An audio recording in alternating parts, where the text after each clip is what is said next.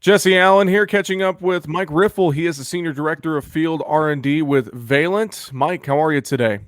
Couldn't be better, Jesse. How are you? I am great, Mike. I appreciate you joining me here today. Got a great topic we want to talk about, talking about soil health. And I would just like to start. We hear the term soil health a lot, but growers may be less familiar with what it means to have a balanced soil microbiome. Can you start and just tell us what that is? Sure. In the past, we've talked about the chemical and physical properties of soil, and over the last say 10 to 15 years, people are talking about the biological part of the soil profile, and so that has a lot to do with what you mentioned, the microbiome. So the microbiome is what's living in the soil. Really, it's made up of a whole ton of fungi and bacteria. And of course, you've got things like earthworms and insects and other things. So anything that's living in the soil is really kind of what's referred to as the soil microbiome. And so that should be evaluated along with the chemical and physical properties of soil. It's just as important to soil health. Mike, how should growers get started to understand their soil microbiome better? Great question. Over the last several years, maybe even the last 5 to 10 years, um, there's testing that's available now, and they won't just test the physical and chemical properties of the soil. They'll test the biological profile of the soil. They'll look at things like bacteria count and fungi and what fungi make up the soil, and they'll look at other aspects that kind of help you understand your biological soil health. There are several of them now. There's one from Cornell that's very good.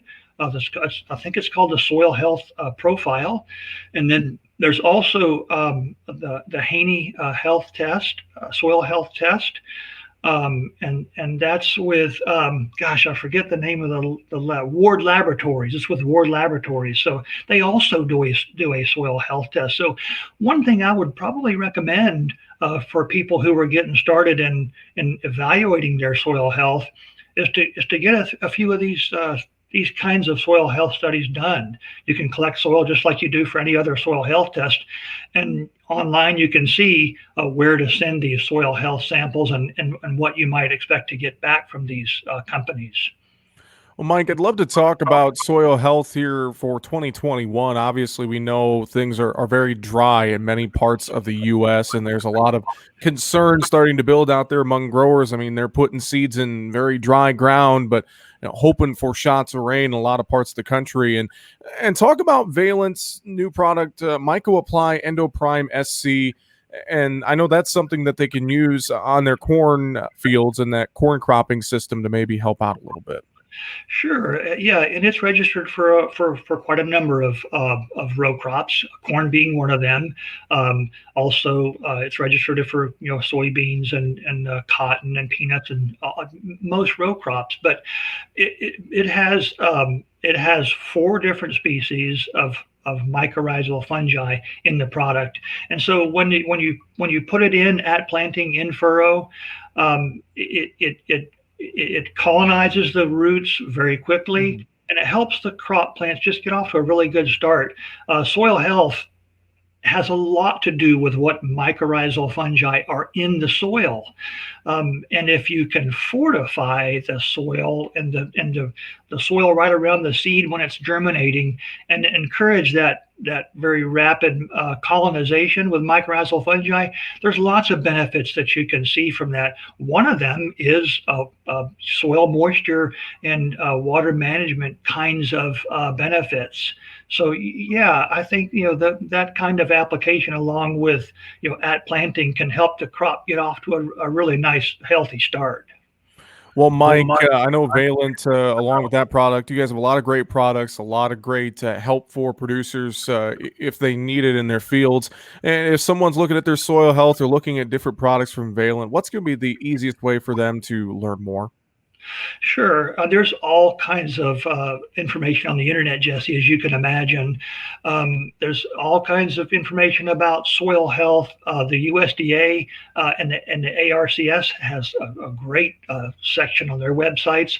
Of course, Valent has a really nice section of information about the Myco Apply products that we offer. So there's, I mean, just Jesse, as you can imagine, just simply Googling soil health, there's tons of information out there that people can rely on and draw on. The NRCS, I always point them out in particular. They have really nice resources on the internet that's associated with the USDA, and so I could probably start there first, and then like I mentioned, Cornell and they have a very nice section on soil health as well, in particular on how to sample for it and what reports you might get back on soil health. Lots of resources out there, as you can imagine. Yeah, definitely. Lots of resources out there. And as well, with Valent's website, too, as you mentioned, valent.com. That's the website for folks to check out. Mike, any other final thoughts you have for us today on soil health? Just Jesse, I would say that it's just becoming so much more important.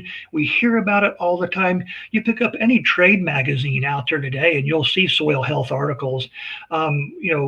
With the potential for helping with climate change, helping with carbon mitigation. There's all kinds of things that we have on our plates now, and the American farmer is right in the middle of all of this. And there's ways that they can help, and we can help. We hope that we can help them, figure all this out. So that's what I would say, Jesse, to end there.